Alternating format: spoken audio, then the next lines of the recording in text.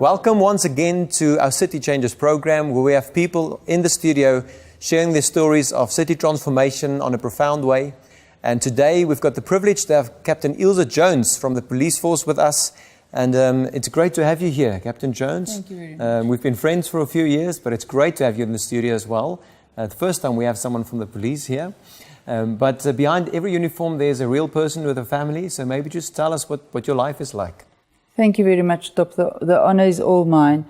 I really believe that what you say is, which I don't think people always realize, is that there is really a person.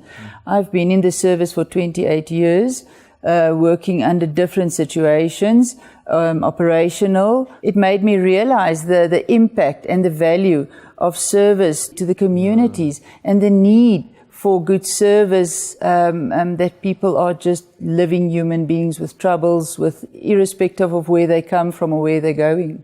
But Ilze, it's such a humble thing to serve people in the community. Where did your journey start? Where did you realize that, serving in such a way was something that you have to do? I don't know. And if I think I go back, my mother would say, why, how, she never thought that was the route for me. And although I went a different path after school, I think maybe God took me there, and I have never looked back. Although I've worked with the most hurtful, the most love, the most hate, the most joyful of each different community, I think that I have dealt with over 28 years. I go home every night, and sometimes even want to give up, but I thank God that I believe that He's put me there, and I find my duty every day, my reason for being there every day. Because it's a calling, isn't it? I believe so, absolutely. Now, Captain Jones, we've met in December 2016 in a very peculiar situation at the police station, and there's just something that happened on the day where a relationship actually started. Can you remember what happened at that time? Because I think a lot of people maybe come with initiatives to the police, but on that day and ever since we've had a lot of things happening between church and police. But what was the journey like for you at that stage?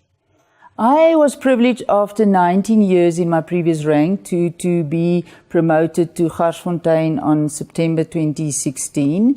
And during all my time, I was always used of having a once-off, doing a nice project, doing something for the police people.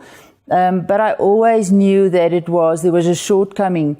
And seeing Doxa Deo that day at Garsfontein, still living into this new community, and I don't know, we met and there was hope that, listen, we're not here for one day, and you understood my trying to explain that a once-off project has been once-off for over the 20 years. For each police person coming on duty, I haven't seen changes into lives, basically once-off projects.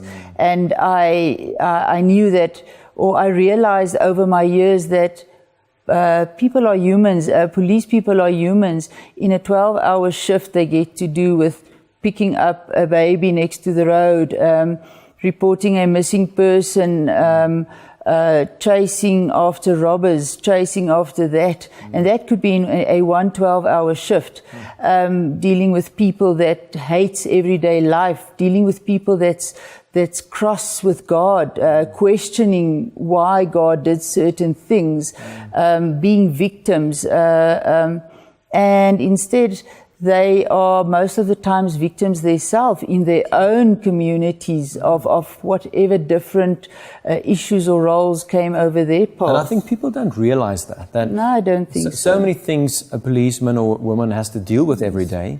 And whenever we get to the counter, we demand service and you need to hear of my problems, unaware of the trauma sometimes just that happened just a few hours before, a few minutes before. And I think for that reason, we felt that God is doing something profound in the community where church and police has got the same mandate. the protection of the city, the well-being of the people, the peace and the order of households and communities. And that was such a thing that we actually discovered together, I think, in that time. And ever since, the well-being of policemen and women and the whole environment was on our hearts, and we journeyed together, and we had several things happen. Maybe just share some of the things that has happened as a result of this relationship where the church and the police were working together. Absolutely.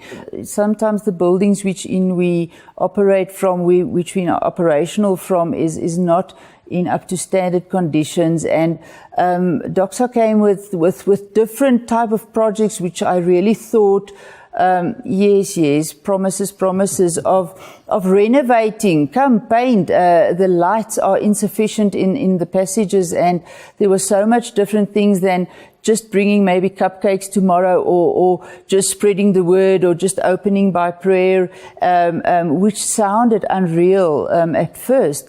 And they immediately bought into my understanding or my wish to say, but all of this is once off. Bringing them hot dogs is once off.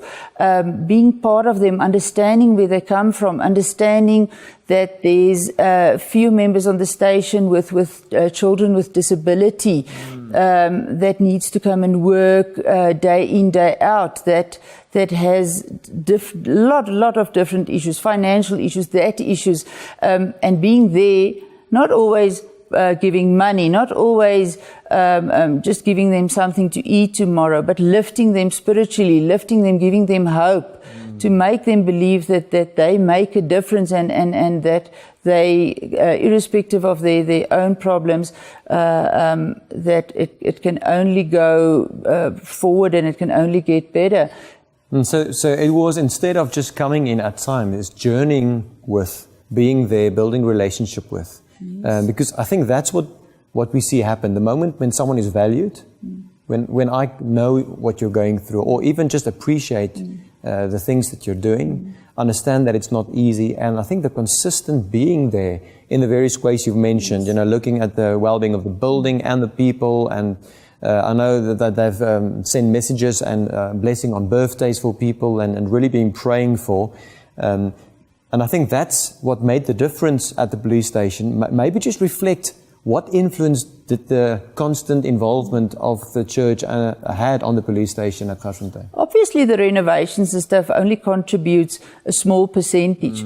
Uplifting a person in him or her individual role, giving that birthday small gift with a personalized message from God out of the Bible, which the meaning of your name, connecting it with a Bible verse. Start knowing that person's children, knowing who's sick, knowing who's passed away, calling them on their names, visiting them at shift changes and stuff, and the WhatsApp group that was activated, and to send a message anytime someone is sick, asking for a prayer, and speaking to some of the people. Members don't always feel comfortable in dealing with their personal issues at the office. There's not enough time at the office, and they don't feel comfortable sometimes, maybe for different reasons, not trusting, not that. But Doxa's people came in and listening to, but how is things at your home? How's your children doing? How's the new school? How's that? And that made them feel, I'm actually a person. This community is making me feel as a person, as a mother, as a father.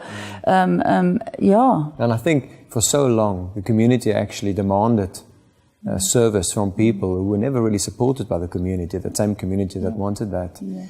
Ilze, we've, as church, seen a great need to take hands and serve together. Yes. It's not the first time that people have been involved in one-off projects, like you said, but we really want to see how police stations become a beacon of hope and light to a community, not a place to be fearful or to expect a low performance service. Lately, we've heard of more momentum happening. Maybe just tell us of what has happened the last few weeks. Yes. Being in the Tshwane Central Cluster with 7 stations, and also having good relations with other clusters, and so every time we give in our monthly reports, and they say, oh, you had another project with Doxa Deo, you had another project with Doxa Deo. Not only a once-off, if it's not gardening, it's Mother's Day, Father's Day, concentrating on that person who needs to give you this service delivery. And being at a Tshwane Central Cluster event last week again, different stations came, which we put them in contact with other clusters, saying, but wow, we got a call and we're grabbing this opportunity. It always, you make it sound so great that we're grabbing at this opportunity, and mostly they're saying, let them see where they can put their money where their mouths are, and if they're this sending, that God really sent them, because you make it sound so wonderful. And I've heard that there's really a few stations and local schools and communities that has been saying, we can see the difference, even though they're not specific from that specific Doxa Deo community. What is different here? Why is it different? We want to do what you're doing. You say, well, just pick up with your church, just believe, just get hope. Just get the people who carries that message of hope. Gavin Jones, for you to be here, I think is just a testimony of a city where church and police take hands, and a community to just say that whatever happens here, we want to see that the rule of God, the peace of God reigns. And you're doing fantastic work, and I want to honor you and appreciate you for what you're doing. I know it's tough, I know it's very hard, but I pray that God will sustain the wonderful work that has happened there, that this relationship will just grow from strength to strength, and may God really bless you and give you the power and the wisdom and the knowledge to be the best police person and serving the community. Thank you for what you're doing, and send our greetings to everyone, and we're looking forward to the many more testimonies of what God is doing. So thank you for being here, and thank you for your time. Thank you very much, Tops.